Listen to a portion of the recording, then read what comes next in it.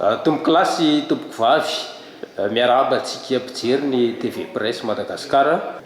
Ny vahintsika moa zany amin'izao fotoana izao dia ny lolon'ny Madagasikara Andriamatoa Olivier Rakotovaza. Izy ihany koa dia sekretera général ny antoko MFM. Miarahaba anao tompoko nanaiky amin'ny fivahinanana eto amin'ny TV Presse Madagasikara. Miarahaba ny TV Presse moa zany sy ny mpanaraka ny vaovao eto amin'ny TV Presse ary makasitraka amin'ny fampiavanina anay eto amin'ny tambazotra sosialy. Arak'izany moa tompoko lasy tompoko vavy dia miazakazaka tokoa ny fandeha ny toe-dra-raha-pirenena amin'izao fotoana izao ary isan'ny atao hoe toe-drarana fapana teo anivon'ny anteny Merandolona ny makasika ilay lalàna ohatraohatra ray tsipika 24 eo amin'ilay Voamera ikambanana Isasana moa izy io zay niteraka resabe sy disadisa. Ianao moa zany laza fa natao amboletra ilay lalàna landaniana ilay lalàna fehizoro sy ilay lalàna tsotra ary eo ihany koa ny hoe tsy fanarahan-dalàna ao anatin'ireo tolo-dalàna telo izay nolaniana ireo. Mbola nilaza ihany koa ianao fa fanonganam-panjakana iny raha natao amboletra ary efa lany tanteraka moa izay. Ahoana tompoko ny tena hoe fandihan'izay toe-draharaha zay satria ny mpanara-baovao moa zany dia tsy tena fantana izay tena marina hoe ilay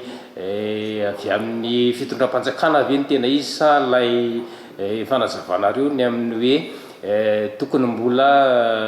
raisin'ny Prime Ministre ny firaketana tsoratra zay vao nanome ny baiko ho an'ny fandanian'izany ho an'ny anteny miram-pirenena.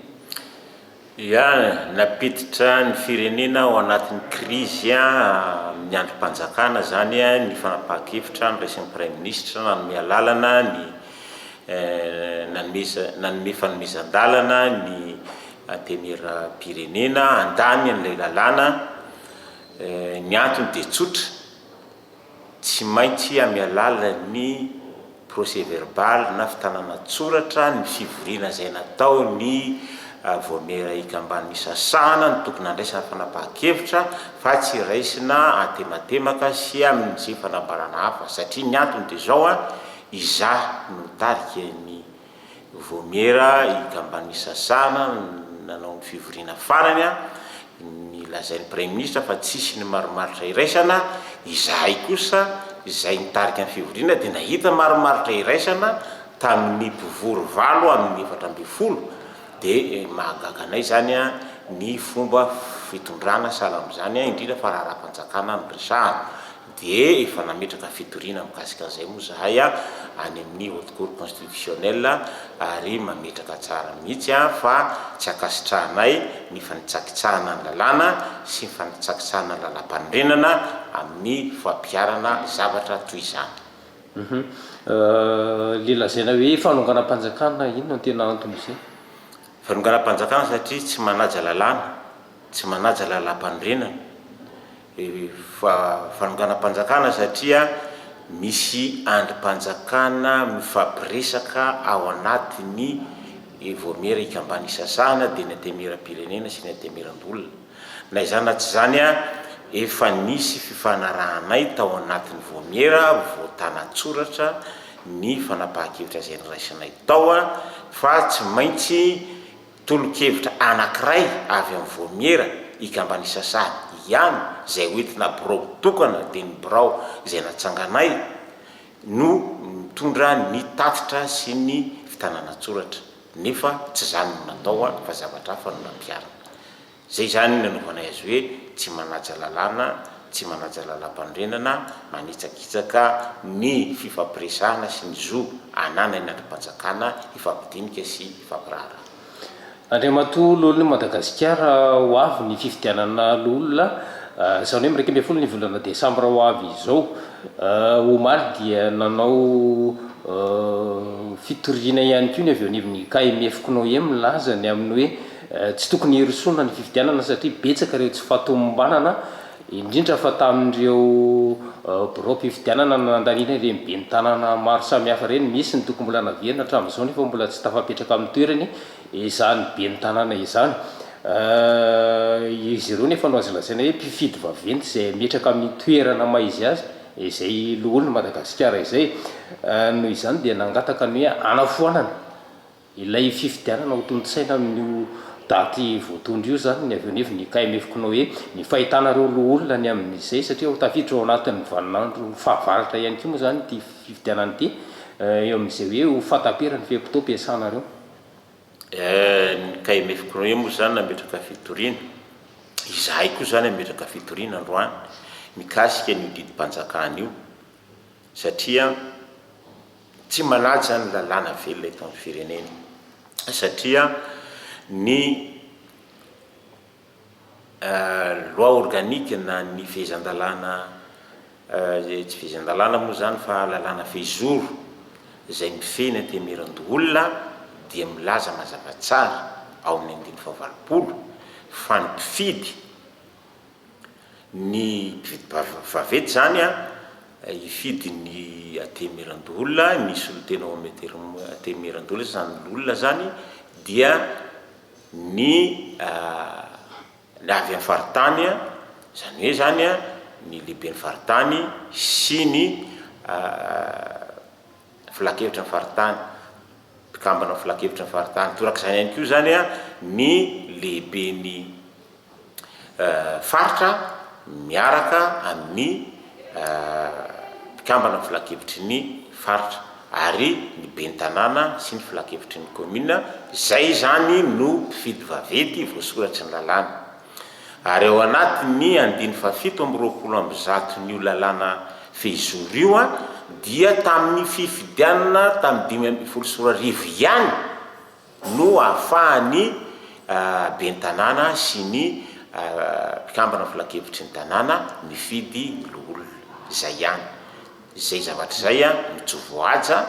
tamin'ny famoahana le didim-panjakana ka dia hotorianay koa zany ny mikasika an'izany satria manitsakitsaka lalàna koa zany tsy andanin'izay moa efa fatatsika mazava tsara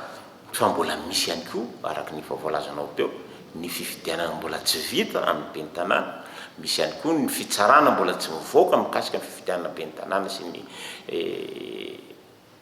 filakevitry ny tanàna dia izay dia mametraka hoe zavatra tsy maripototra ary tsy mipetraka mazava tsara zany ny fanomanana fifidianana am'tya dia mbola manitsakitsaka lalàna ray dia toerinay ny zavatra ohatr'izany. Manahoana kosa ny fahitanareo n'ilay antibola zay miakatra izy raha tsy diso dia 10 tapitra isariary no amin'izay hoe fifidianana loholona Madagasikara zay inona ny tena hoe ho lanja lehibe n'izay fampiakarana ny antibola amin'ny fifidianana zay tsy miresaka an'izany mihitsy satria ny gouvernemanta zay nanapaka an'izany dia ilainay ny fanaovana azy zany hoe zany gouvernement hafa nytediavinay anomana zany fifidianana zany mety so zany 75 millions d'ariary zany angamba no tapan'izany gouvernement zany ary torak'izany ihany koa nametranay hoe ny senia dia mila soloina sy amboarina satria io no nanao doublon teto tsy mampalisarisa ary tsy mamparitoerana fanjakana eto ka zay dia mipetraka mazava tsara ny teninay hoe soloina ny gouvernemanta soloina ny senia ho amboarina dolo zany resaka rehetrarehetra zany mba hampirindra ny fiainan'ny firenena. Tsy tarika fotoana lava be indray ve zay raha ohatra hoe mbola izy ny fanovana gouvernemanta senia sy ny karazany ary le hoe ho famarina toeran'ilay fanjakana aorinan'izay hoe fanoloana zay izay aloha tsy matoky gouvernemanta manitsakitsaka lalàny asa tsy fantatro ny hevitry ny sasany zany sy ny olona fa efa tanysaiko teo zany fa nitsakitsahan-dalàna nataon'ny gouvernement io dia aleo izy aloha misitaka kely aloha.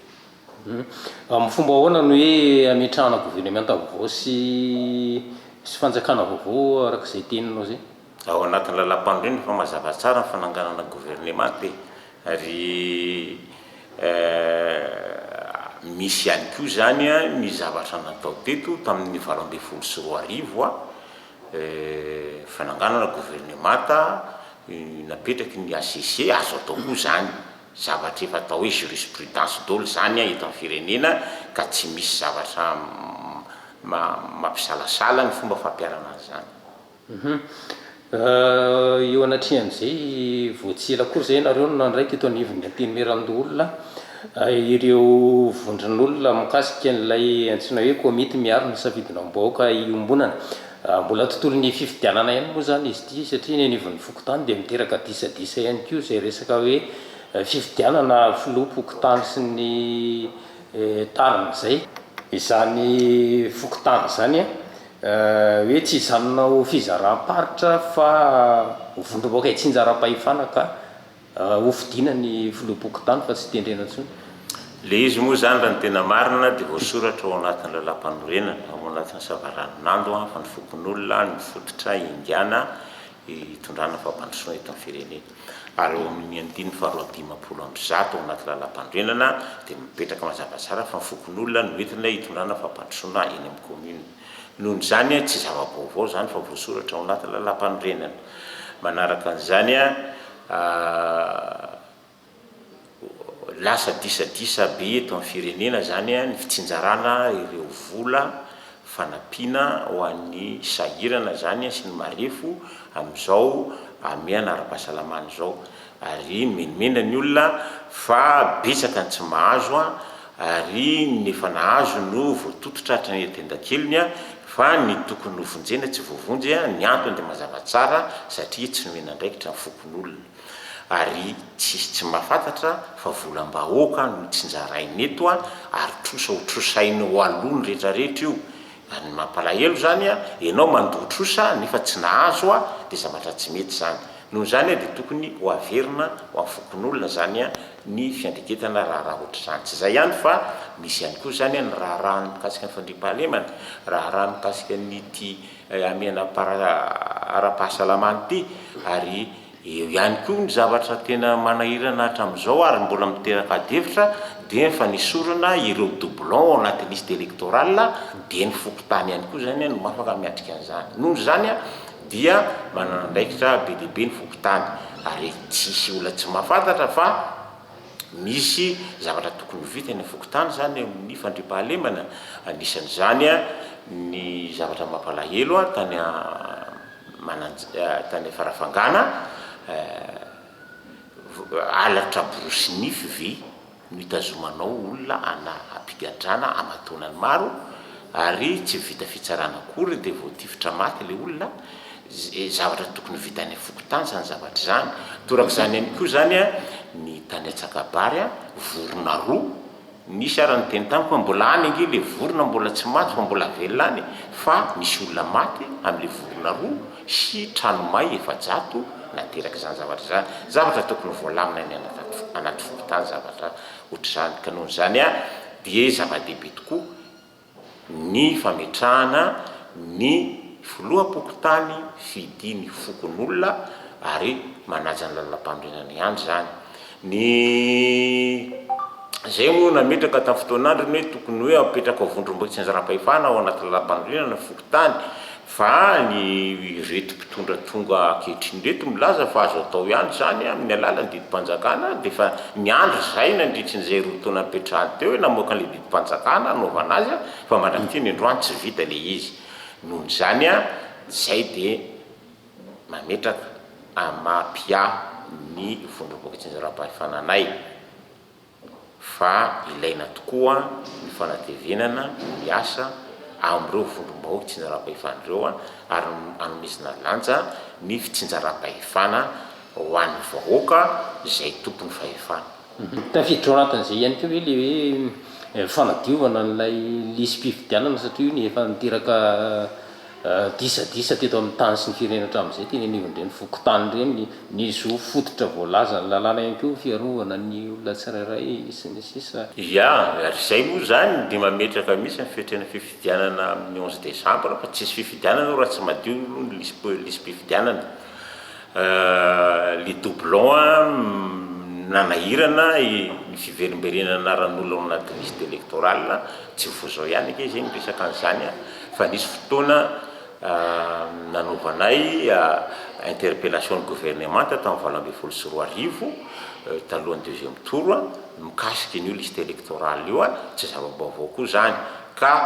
ny apetraka zany a dia tokony ho amboarina ny liste électorale alohan'ny fifidianana rehetra, anisan'izany a ny fifidianana ny loolona, satria mbola misy fifidianana ho atao ao any amin'ny commune sy ny filakevitry ny commune. Zay zany a no amitranay azy hoe tsy misy olona mahafantatra ny olona maty, ny olona feno 80 taona ao anaty fokotany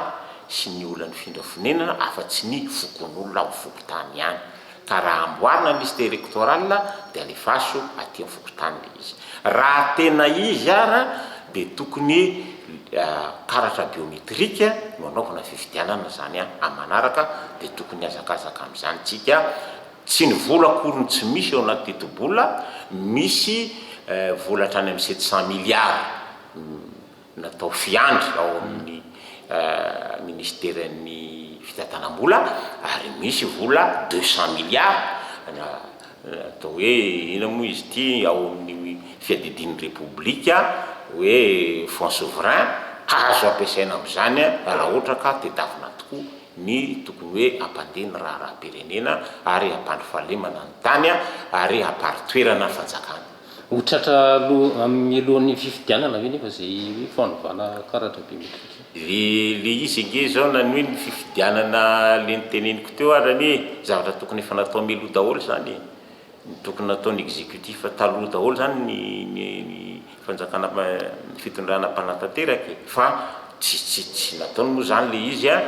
Tsika zao tafiditra anatina crise nge zao misy atsika zao dia ao anatina crise moa zany a, cas exceptionnel moa zany, situation exceptionnelle, dia zavatra exceptionnel ihany koa zany no mandeha amin'izany. Hatreto ve zany ny antoko MFM sy amin'ny mahaololo Madagasikara anao hipetraka ho mpanohatra ve zany nareo manomboka zao, satria tsy manderaka ny tokony izy araka ny lambaranao teo ny fandehan'ny zava-misy, indrindra fa eo anivy ny androm-panjakana toy itony zay miteraka crise araka ny nambaranao ihany keo, koatra ny crise efa misy amin'ny alalan'ny valanaretina. Zay aloha tamin'ny voalohandohan'ny fitondran'ny président Andry Rajoelina dia nametraka zay hitazana zay a tsy niditra anatin'ny fanoherana. Nefa kosa amin'izao vaninandro zao a tsy taza-potsiny a ny fantsakitsahan-dalàna zay, tsy taza-potsiny a ny vahoaka tafiditra ao anatin'ny fahantrany zay, fa tsy maintsy mijoro sy mitsangana zay a manitsy zay tokony ho ahitsy a. Ka raha izay natao hoe fanoherana dia mpanohitra zay, fa ny fantatray a dia zao fanajana ny tany tan-dalàna ary fanajana ny tenirana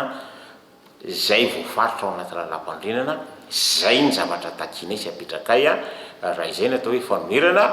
dia mpanohitra zay, satria mivilalana ny olona mitondra ny tany sy ny fanjakana. Eo amin'izay resaka hoe fanoherana eto amin'ny tany sy ny firenena zay, ny fahitanareo ny ankapobeny resaka fanoherana eto, satria misy ireo karazana hoe lehibe mpanohitra moa zany hatramin'izao mbola tsy tena tafapetraka amin'ny toerana ny asy ny fanaovana politika sy ny lalàna mifeny mpanao politika eto amintsika mbola tsy mipetraka araka ny tokony ho izy. Ahoana ny fahitanao an'ireny hoe toerana misy ny mpanao politika sy ny fanoherana amin'ny ankapobeny? Ny lalàna nge efa misy ny lalàna 2011-0012 raha tsy diso a mikasika ny lalàna feny antoko politika, ny 013 moa zany mikasika ny fanoherana, efa lalàna efa mivoaka amin'ny gazety mpanjakana zany resaka rehetrarehetra zany. Ko le fampiarana azy? Ny fampiarana azy ny tsy mety,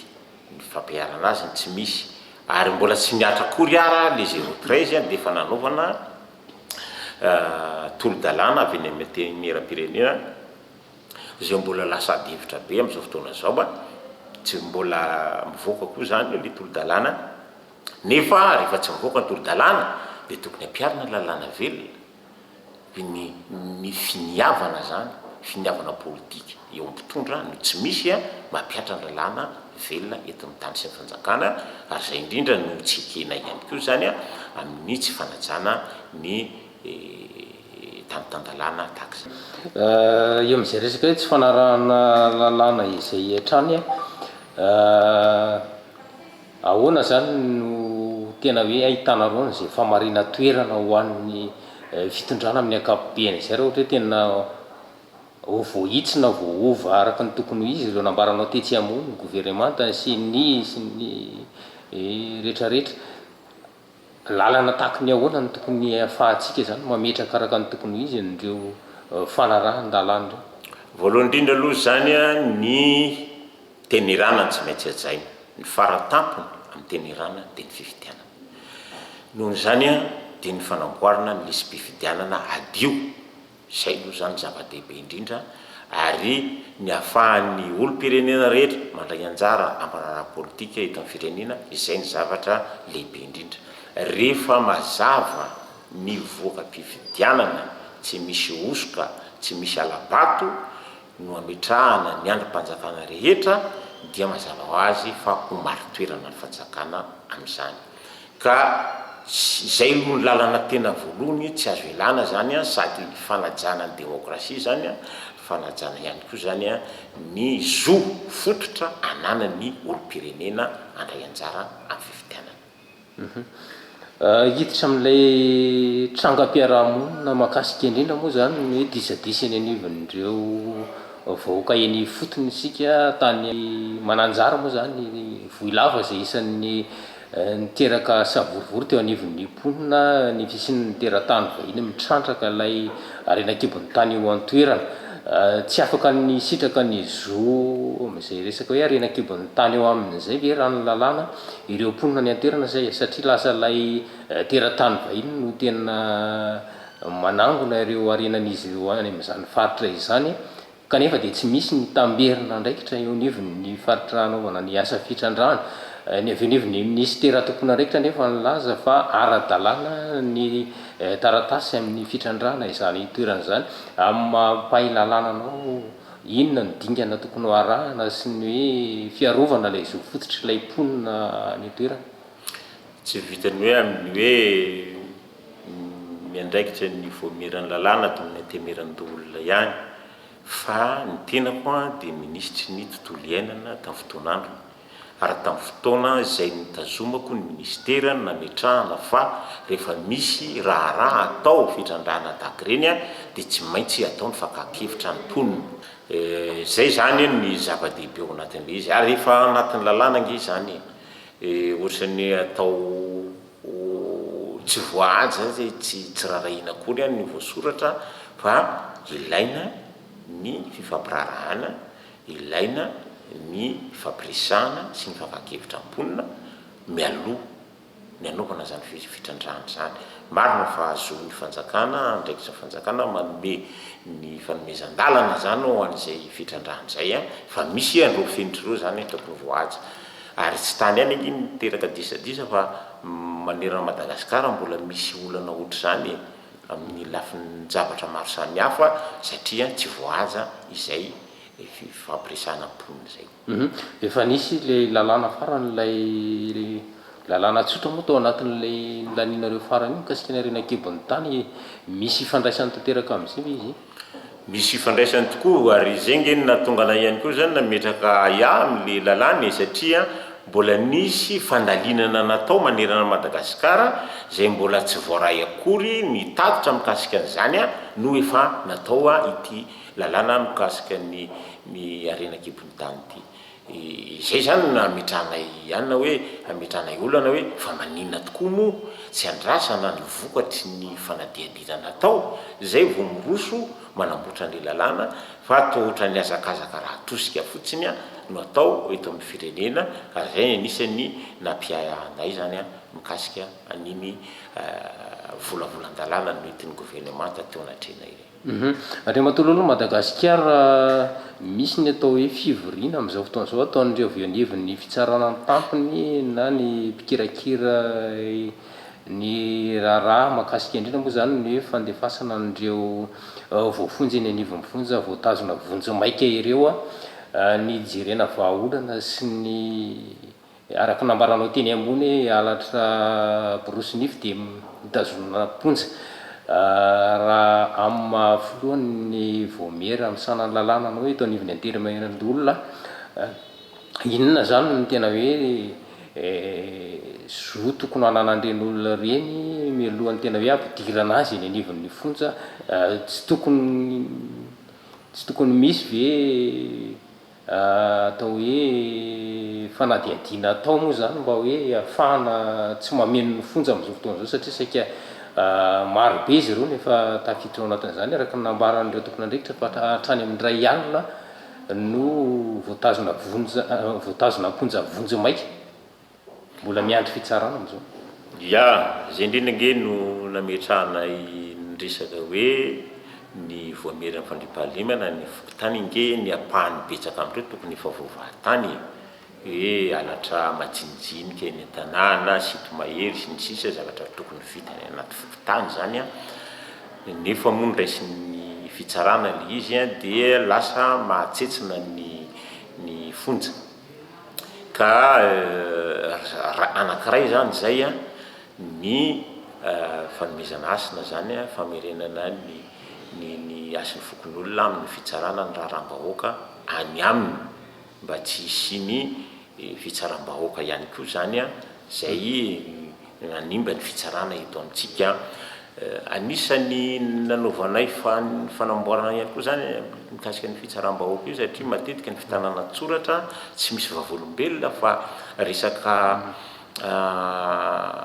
atosika sy terena fotsiny le olona no soniny zavatra tsy voalazany tsy voateniny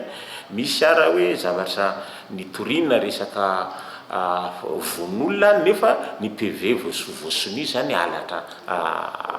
ina amty aditany de igaga le olona hoe von'olona ve tatya nefa rehefa tonga any amin'ny fitsarana izy lasa aditany de mivoaka le olona hitany eny an-dalana eny de tezitra le olona de manao fitsaram-bahoaka be deaibe zany zavatra mbola tokony ho ahitsy amboarina eto amin'ny firenena zany ny totokevitra nataonay tam'zany dia ny fametrahana ny andiny fantsina ny andiny fatelo amin'ny dimapolo amin'ny paikady famaisana zany amin'ny fezan-dalàna amin'ny paikady famaisana mba tsy maintsy misy vavolombelona hatrany ny manatrika ny fanadiadinina ataony OPJ zany ny officier de police judiciaire amin'ny raharaham-pitsarana rehetrarehetra zany mba ialana amina kolikoly sy ny sisa zany ao anatin'le izy fa ny fampiarana azy moa zany ny mpanatanteraka ny tompona andraikitra ny fampiarana ny lalàna de matotonga am'izany zavatra zany tsika am'izao fotoana zao de misy ny lesoka be deaibe zany eo amin'ny fitsarana zany sy fampiarana ny lalàna eto amin'ny tany sy ny firenena. Efa mamaraparana ny fiarahana isika Andriamatoa-lolo ny Madagasikara ny fanontaniana apetrako hoe mbola rotsaka ve zany ianao hofidiana amin'ity amin'ny taona 2024 raha ny zalo tsy miverina indroa amin'ny zavatra nataoko hoe amazo mijery sy misava ny profilako amin'ny Facebook nareo fa tsy miverina indroa amin'ny zavatra nataoko zany za zany fa nanao sénateur ray mandat zany everiko fa ampianalo zany zay zavatra mandray aloha leritseretsiko zany zao.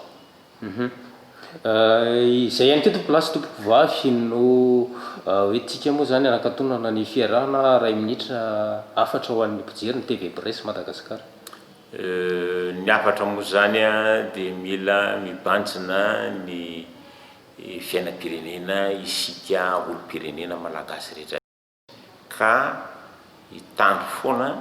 ny fanajana ny tanitandalana ny tenerana ary ny fanjakana tsara tatana izay no ahafahantsika mandroso aingana kokoa ho an'ny firenena zany isiny fanarenana ny toekarentsika ary isiny fanarenana ny fanaovana politika eto amintsika ihany koa ny zavatra toy izany ka de makasitraka ny mpiaino rehetrarehetra zany ny mpijery sy ny TV Presse nanao zao fandaharana zao sotra tompoko lasy tompoko vavy. Dia makasitraka ny lolo ny Madagasikara Andriamatoa Olivier Rakotovaza zay filoha misahana ny lalàna eto anivon'ny Antenimierandolona sy secrétaire général ny antoko MFM isika nanaiky tamin'ny fivahinianana teto amin'ny TV Presse Madagasikara. Dia izay ihany koa moa zany tompoko lasy tompoko vavy no entiko manakatona ny fiarahantsika manaraka dia vahiny hafa indray no entintsika tao anatin'ny fandaharana mametraka ny mandrapitafa sy mandrapiresaka ho amin'ny manaraka indray tompo.